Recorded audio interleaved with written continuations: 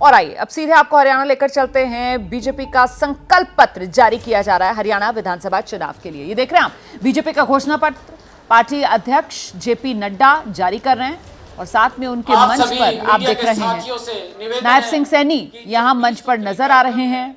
उस संकल्प पत्र को जरा जूम करके लीजिए।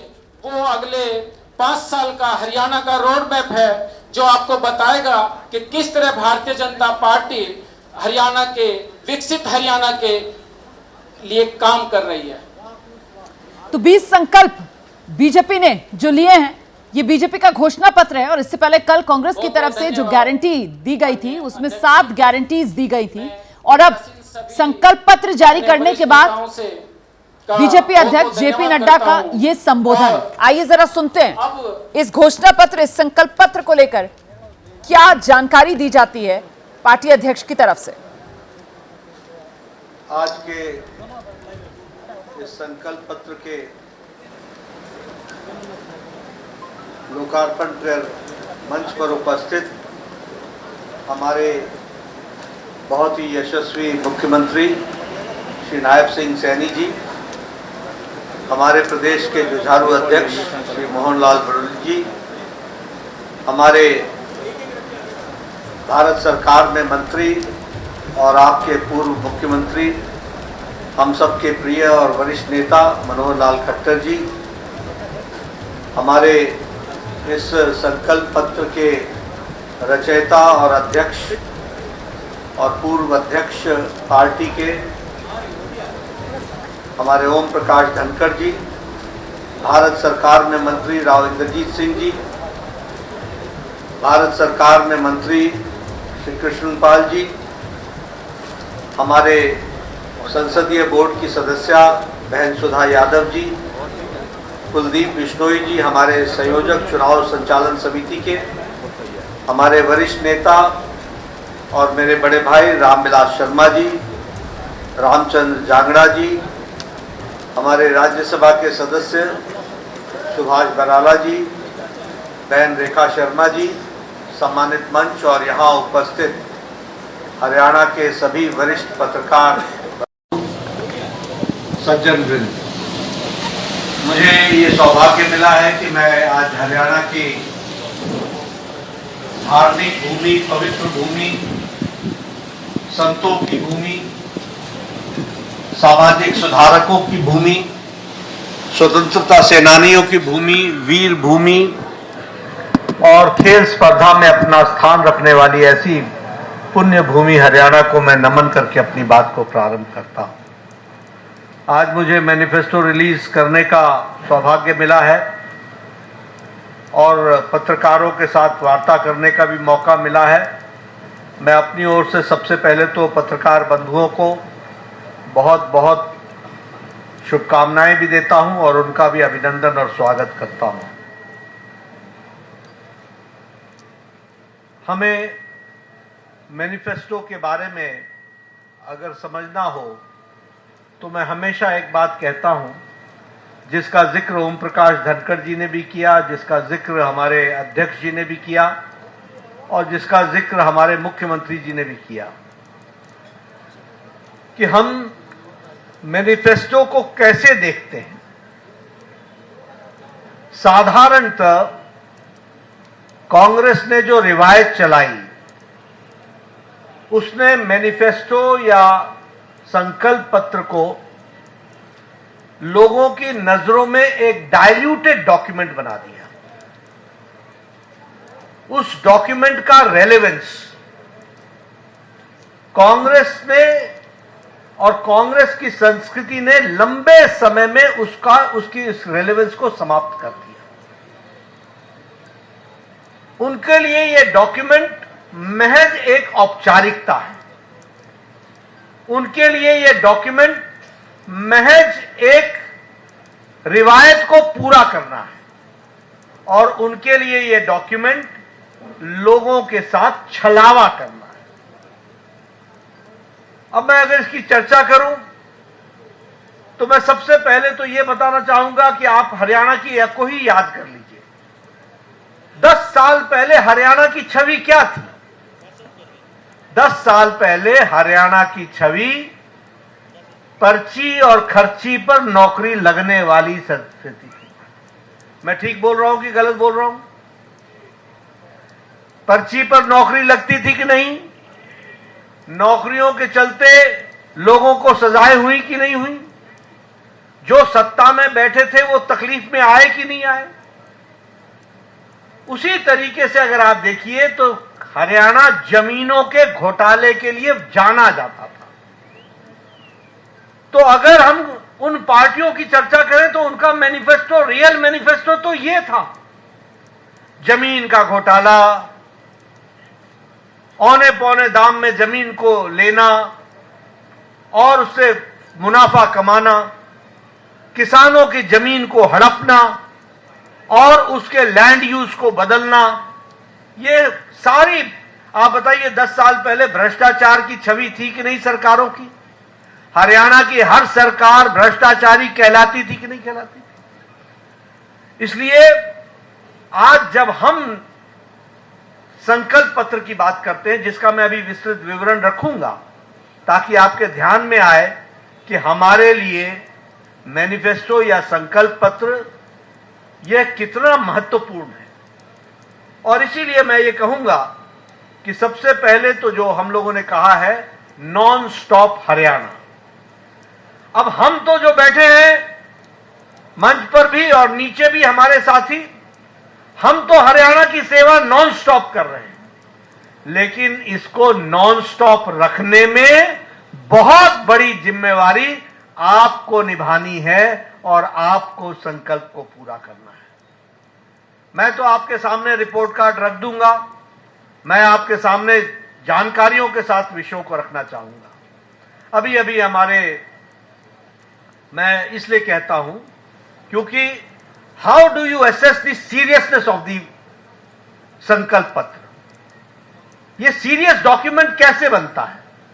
यह सीरियस डॉक्यूमेंट इस बात से बनता है कि जो कहा था वो किया है, जो नहीं कहा था वो भी करके दिया है, और जो कहेंगे वो पूरा करके देंगे, ये इस बात की गारंटी है।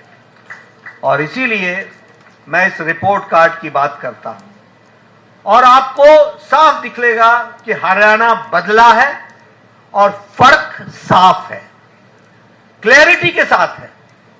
और जब मैं इसकी चर्चा करता हूं तो पत्रकार बंधुओं से मैं निवेदन करता हूं कि वो मेरे आंकड़े नोट कर लें। हरियाणा का 2014 में पर कैपिटा इनकम 1,37,000 थी। आज हरियाणा की पर कैपिटा इनकम 3 लाख रुपए है। इसका मतलब दुगना हो गया पर कैपिटा इनकम। अगर मैं बात करूं एक्सपोर्ट की तो हरियाणा का एक्सपोर्ट 68,000 करोड़ रुपए था और आज हरियाणा का एक्सपोर्ट 2.50 लाख है। यानी हरियाणा का एक्सपोर्ट 3 टाइम यानी 3 गुना बढ़ गया। यह भी हमको ध्यान में रखना है। मैं स्वास्थ्य मंत्री भी हूं, आजकल मेरे पास जिम्मेवारी है। मैं आपको बताना चाहता हूं, मनोहर लाल जी जानते हैं, इन्होंने संकल्प ले रखा था हर जिले में मेडिकल कॉलेज खोलेंगे, हर जिले में मेडिकल कॉलेज खोलेंगे। 7 मेडिकल कॉलेज होते थे, आज 15 मेडिकल कॉलेज हैं और यह भी दुगना हो गया है, दुगने से ज्यादा हो गया। यह भी आपको ध्यान में रखना है। हमारे मेडिकल कॉलेज की सीट 700 होती थी, आज मेडिकल कॉलेज की सीट्स 2185 हैं। और जब मैं 2185 बोलता हूं तो यह भी आप ध्यान रखिए कि यह तिगुना हो गया, ट्रिपल हो गया। यह भी हमको ध्यान में रखना चाहिए। जो बिजली 24 घंटे गांव में आने की बात थी, 2014 में पत्रकार बंधु नोट कर लें, हरियाणा में 538 गांव में 24 घंटे बिजली थी और आज 68,000 गांव में बिजली 24 घंटे है। इस बात को भी 58,000 गांव में बिजली है। इस बात 5800 गांव में बिजली है। इसको भी हमको ध्यान में रखना चाहिए। उसी तरीके से क्रॉप कंपनसेशन, अब बहुत सी बातें, यहां किसान की चर्चा बहुत होती है और हमारे घड़ियाली आंसू बहाने वाले नेता कांग्रेस के कोई कम नहीं है, हींग लगे न फिटकरी, रंग चोखा करने में लगे रहते हैं। ऐसे ऐसे नेता हैं जो किसानों की बात करते हैं। लेकिन मैं आपको बताना चाहता हूं कि जब कांग्रेस की सरकार थी तो क्रॉप का कंपनसेशन 1,158 करोड़ रुपए दिए गए और भारतीय जनता पार्टी ने क्रॉप के कंपनसेशन में 12,500 करोड़ रुपए दिए। 10 टाइम क्रॉप का कंपनसेशन में इजाफा हुआ, ये आप ध्यान में रखिए। इसलिए किसानों के हित चिंतक जो बनते हैं, आंकड़ों में कहां दिखते हैं, ये भी आपको समझ लेना चाहिए। उसी तरीके से क्रॉप डैमेज के जो कंपनसेशन है वह 6,000 प्रति एकड़ था, उसको आज बढ़ा करके 15,000 प्रति एकड़ कर दिया गया, 2.5 गुना बढ़ा दिया गया। ये हमारे क्रॉप का कंपनसेशन दिया जा रहा है। इसलिए किसानों के हित चिंतक कौन रहा है, इसका विश्लेषण हमारे पत्रकार बंधु जरूर करें। ओल्ड एज पेंशन तिगुनी कर दी गई, 1,000 होती थी, आज 3,000 है। उसी तरीके से एमएसपी जो सिर्फ 8 क्रॉप्स पर मिलती थी, 8 क्रॉप्स, ये किसान के हित चिंतक, ये किसान के हितैषी बरसों से 8 से ज्यादा फसलों पर एमएसपी नहीं देते थे, आजकल एमएसपी की गारंटी मांगने फिर रहे हैं। इनको मैं बताना चाहता हूं कि ये हमारी सरकार थी जिसने आज 24 फसलों पर, 24 क्रॉप्स पर उसके लिए एमएसपी देना निश्चित किया है और उसको आगे बढ़ाया है। ये बात भी हमको ध्यान में रखना चाहिए। इसलिए जो कहा था, वो जो नहीं कहा था, वो भी करके दिया है।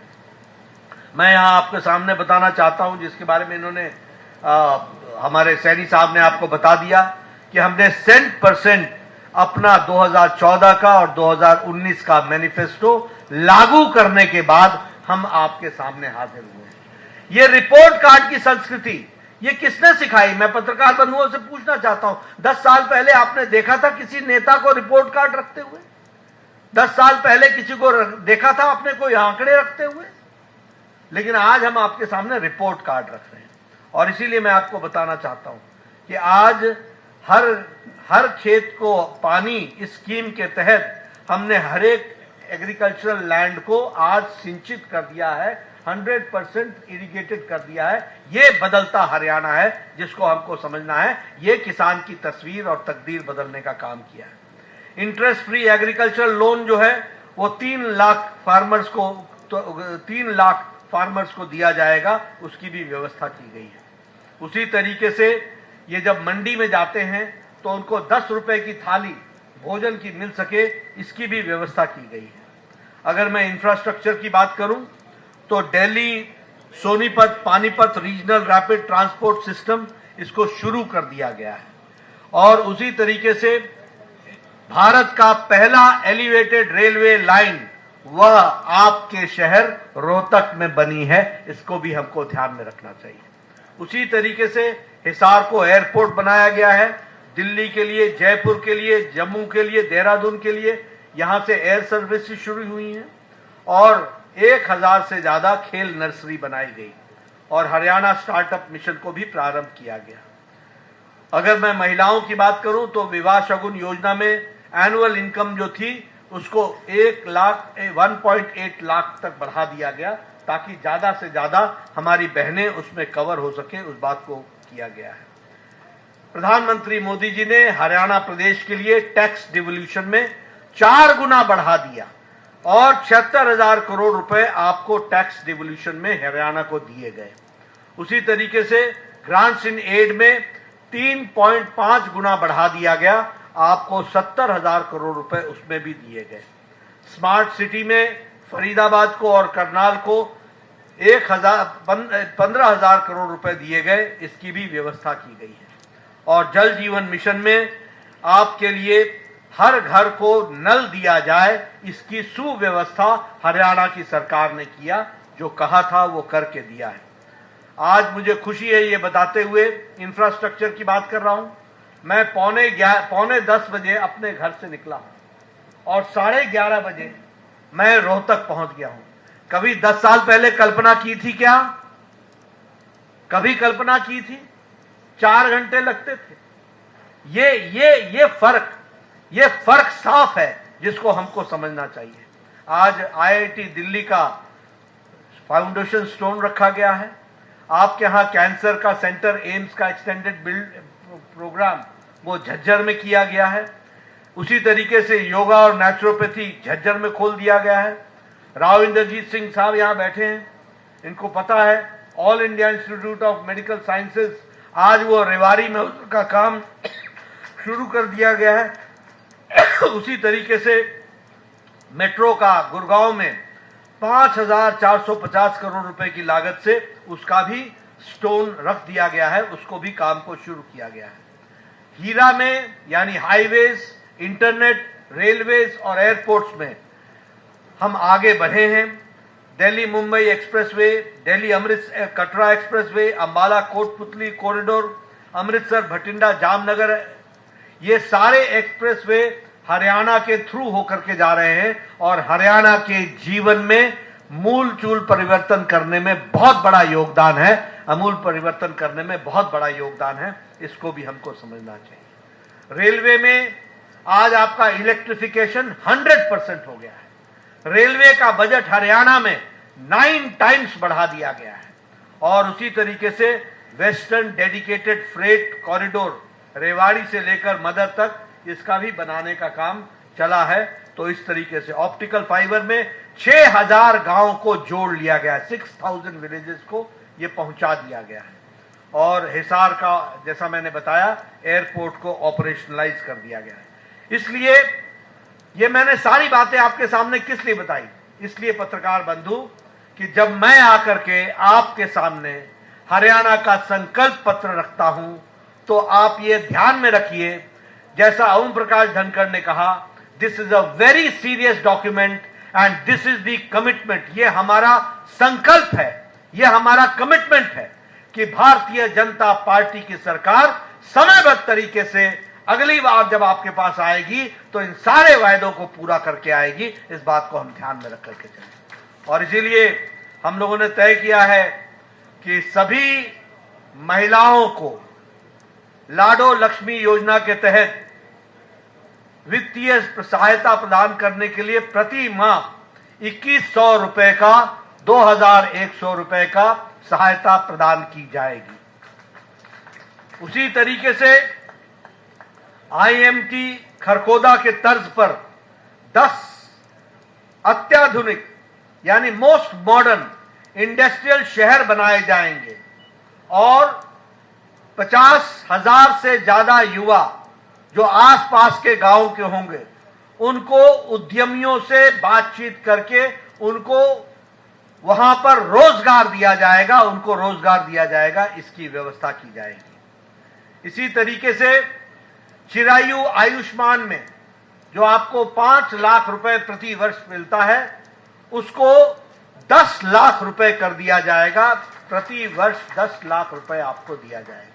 साथ ही साथ 70 वर्ष से ऊपर के हमारे जो परिवार में लोग होंगे उनको अलग से परिवार के लिए 10 लाख रुपए की व्यवस्था की जाएगी। यदि 1 हो 2 हो उनको 5 लाख रुपए की व्यवस्था उनके लिए अलग से की जाएगी, यह व्यवस्था की जाएगी। एमएसपी में 24 फसलों की एमएसपी जारी रहेगी, उसको जारी रखेंगे। उसी तरीके से हम 2 लाख युवाओं को बिना खर्चे के और बिना पर्ची के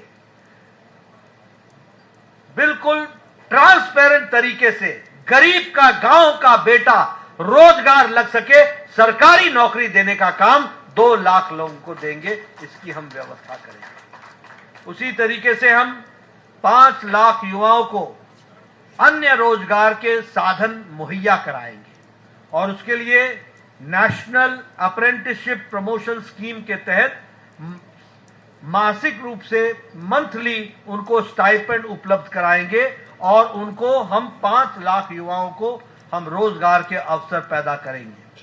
हम शहरी और ग्रामीण इलाके में 5 लाख आवास उपलब्ध कराएंगे 5 लाख आवास बनेंगे शहरी और ग्रामीण में, ताकि हमारे बीपीएल और हमारे जो सोशियो इकोनॉमिक कास्ट सेंसस के दायरे में आने वाले लोग हैं, उसमें कोई भी व्यक्ति बिना पक्के छत के न रहे, इसकी हम व्यवस्था करेंगे, इसको हम पूरा करेंगे। हम सरकारी अस्पतालों में मुफ्त डायलिसिस की व्यवस्था करेंगे। अब कोई भी हरियाणा का व्यक्ति डायलिसिस की व्यवस्था से बाहर नहीं रहेगा, उसको सरकारी व्यवस्था में डायलिसिस देंगे। और हम सरकारी अस्पताल और प्राइवेट में भी फ्री डायग्नोसिस की सुविधा देंगे, फ्री उसका इलाज की डायग्नोसिस की व्यवस्था करेंगे, इसको भी हम पूरा करेंगे। उसी तरीके से हम ओलंपिक्स के लिए नर्सरीज क्रिएट करेंगे हर एक डिस्ट्रिक्ट में, हर एक डिसिप्लिन के लिए। और हम हर घर गृहिणी योजना के तहत अंत्योदय के बीपीएल परिवारों के लिए 500 में एलपीजी का सिलेंडर प्रदान करना जारी रखेंगे, ताकि बीपीएल और हमारे जो गरीब तबके के लोग हैं उनको 500 रुपए में सिलेंडर मिल सके, इसकी व्यवस्था करेंगे। कॉलेज जाने वाले हमारी अव्वल बालिका योजना के तहत महिला छात्राओं को हम स्कूटी का अरेंजमेंट करेंगे, उनको हम स्कूटी देंगे, इसकी हम व्यवस्था। तो किसानों के लिए, महिलाओं के लिए, युवाओं के लिए हरियाणा में बीजेपी ने जो वादों का पिटारा है वो खोल दिया है। संकल्प पत्र बीजेपी की तरफ से हरियाणा विधानसभा चुनाव के लिए जारी कर दिया गया।